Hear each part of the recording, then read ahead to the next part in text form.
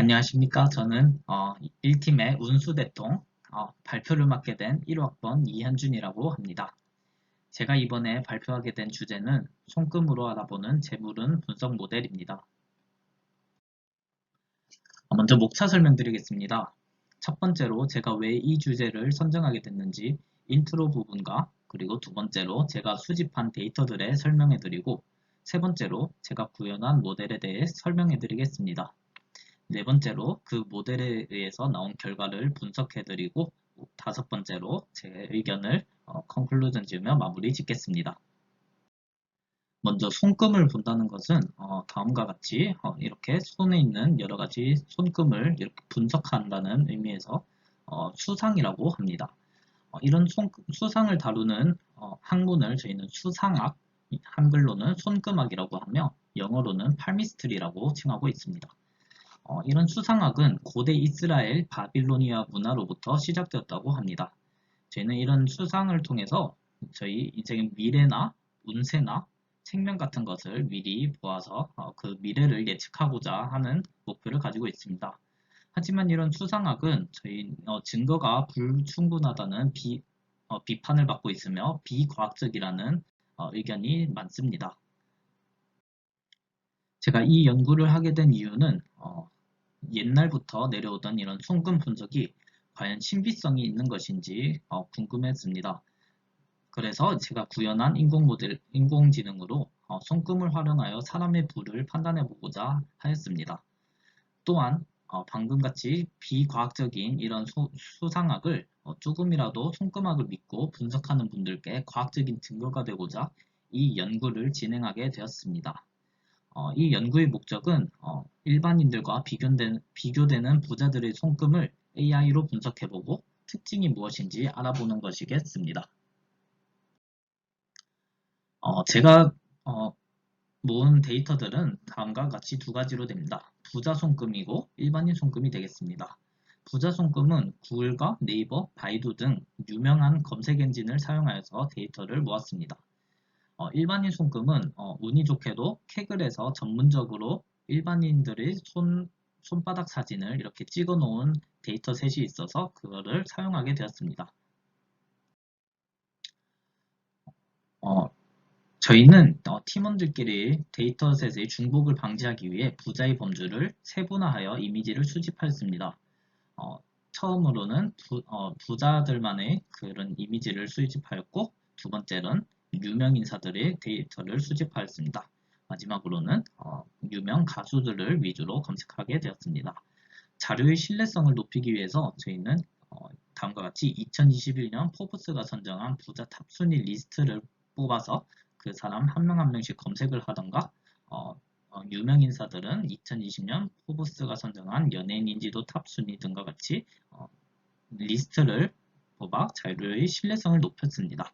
가수 또한 유명 가수 위주로 저희가 검색을 하여 데이터를 수집하였습니다. 저희는 이런 손동작이나 장신구, 사진 배경 등이 학습에 영향을 미칠 거라고 생각했습니다. 따라서 이런 불필요한 학습을 줄이고자 저희는 그 손금 부분만 이렇게 잘라내서 데이터 프리프로세싱을 진행하였습니다. 또한 이런 프리프로세싱을 진행하고 나면은 데이터의 크기가 매우 작아지게 되는데요. 이때 저희는 매우 작은 크기의 데이터들은 학습에 방해가 될 것 같아서 100 곱하기 100 이상의 해상도의 이미지만을 사용하기로 결정하였습니다. 다음은 데이터셋입니다. 저희는 다음과 같이 이미지 가공을 마치고 나서 총 부자 257개, 일반인 손금 257개의 데이터를 얻을 수 있었습니다.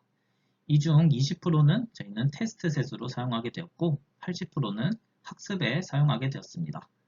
그리고 이 학습 데이터는 또한 8대2로 나누어서 트레이닝 데이터 8, 밸리데이션 데이터 2를 사용하게 되었습니다. 각 데이터들은 다음과 같이 일반인 손금과 부자 손금을 1대1 비율로 맞춰서 밸런스드 데이터를 구성하도록 하였습니다. 하지만 이렇게 저희가 수집하고 가공한 이미지들은 사이즈가 매우 다릅니다. 이렇게 헤테로지니어스한 사이즈들은 저희는 학습할 때 균일하게 넣어주어야 하므로 다음 슬라이드와 같이 해결할 수 있었습니다. 먼저 저희는 데이터를 불러오는데 케라스의 이미지 데이터 제너레이터를 사용하게 되었습니다.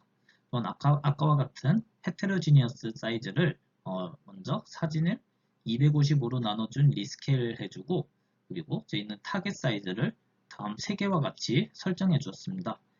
이때 저희는 최적의 사이즈를 찾고자 다음과 같이 3번을 진행했는데, 이때 128 곱하기 128의 데이터가 테스트 부분에서 루트 값이 낮아서 저희는 이것이 베스트라고 생각하여 128로 설정하여 진행하게 되었습니다. 또한 저희가 수집한 데이터들이 너무 적은 것 같아서 데이터 어그멘테이션을 사용하였습니다.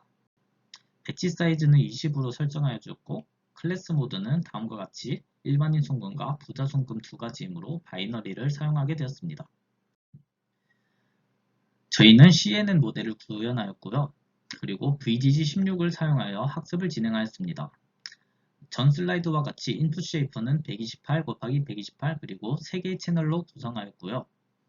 히든 뉴런 또한 다음과 같이 4개의 스플릿으로 나눴는데 그 중에서 저희는 150개의 히든 뉴런이 가장 테스트 부분에서 로스 값이 낮아서 최적의 개수라고 생각하였습니다. 따라서 저희는 150개의 히든 뉴런과 그리고 배치 노멀레이제이션 그리고 드롭아웃 등을 적용하여 학습을 진행했습니다. 옵티마이저는 RMS 프로브를 사용하였고요. 그리고 러닝 레이트는 다음과 같이 매우 조그마한 수치를 주어서 학습이 용이하게 하였습니다. 루츠 또한 바이너리 크로스 엔트로피를 사용하고 학습의 횟수는 100회로 지정해 주었습니다. 다음은 저희가 구현한 모델의 결과입니다. 보시는 것과 같이 애큐레시도 1에 매우 가깝게 높아지는 것을 볼 수 있고, 루츠 또한 오버피팅이 안 일어나며 세츄레이션에 가깝게 되는 것을 확인할 수 있었습니다. 이때 테스트 애큐레시와 로스 값은 매우 잘 나오는 것을 확인할 수 있었습니다. 하지만 저희는 이에 그치지 않고 다음과 같이 저희가 학습한 모델을 불러와서 그 layer.trainable은 true라는 명령어를 통해서 VGG의 블럭 5 부분만 다시 학습을 할 수 있게 언프로즌 시켜주었습니다. 그 이후 저희는 다시 인공지능에게 리트레이닝 시켜서 투스텝 파인 튜닝을 진행하였습니다. 다음은 저희가 파인 튜닝한 결과의 그래프입니다.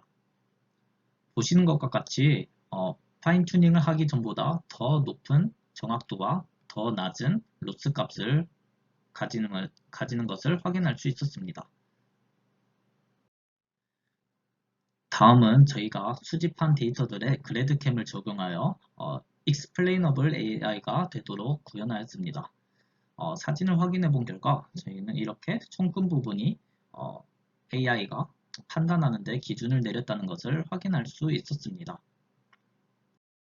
다음은 저희가 그래드캠을 통해서 나온 결과물과 실제 수상학에서 다루는 부자의 손금 유형을 비교해 놓은 사진입니다. 대표적으로 수상학에서는 삼지창과 M자형 유형이 가장 부자라고 여겨지고 있습니다. 저희가 나타낸 이런 결과 사진에서 또한 약간 삼지창 모양 비슷하게 인공지능이 이렇게 부자를 판단한 것을 확인할 수 있었습니다. 또한 종합적인 눈새가 좋다고 여겨지는 M자형 또한 여러가지 손금을 확인하게 되는데요. 저희가 그래드캠을 통해 나타낸 이런 손금 또한 여러 부분을 확인하는 것을 눈으로 확인할 수 있었습니다. 저희는 전 슬라이드와 같이 그래드캠이 제대로 나온 경우가 있는 반면에 다음과 같이 보시는 것 같이 엉뚱한 곳을 가르쳐서 판단하는 경우가 있었습니다. 이러한 에러가 일어나는 경우에 대해 이유를 생각해 보았습니다. 첫 번째로 저희는 데이터의 샘플을 구하기 어려웠습니다. 부자들의 손금 사진이 인터넷상에서 제대로 찍힌 경우가 많이 없었습니다. 두 번째로 정확한 데이터를 구하기 어려웠습니다. 부자들이 손을 오므리고 있던가 빛이나 그림자에 따라 데이터 모양이 달라졌고 손을 쫙 핀 모습의 데이터를 구하기가 상대적으로 어려웠습니다. 또한 저희가 구현한 모델이 손끝만 보고 이렇게 높은 정확도를 가졌을 리가 없다고 생각했습니다. 이렇게 높은 정확도를 가질 수 있었던 이유는 저희가 생각한 3번과 같이 수집한 부자와 일반인 손금의 데이터 사이즈가 편향되어 있다고 생각했습니다. 무슨 말이냐면 부자들의 손금은 저희 가공을 마치고 나면은 굉장히 낮은 레졸루션의 데이터를 구성하였으나 캐그를 통해 얻은 일반인 손금 데이터는 매우 전문적인 사진 작업을 통해 얻은 데이터이므로 레졸루션이 매우 큰 데이터들로 구성되어 있었습니다. 따라서 이러한 레졸루션의 편향 정도가 부자와 일반인 구별에 인공지능이 용이하게 판단하였지 않았을까라고 생각이 들었습니다. 비록 현재 결과가 지금 비현실적이고 이상할지라도 정확한 데이터를 구할 수만 있다면 더 수준 높은 모델의 구현이 가능할 거라고 생각합니다. 네, 이상으로 저희 1조 운수대통팀 발표 마치겠습니다. 감사합니다.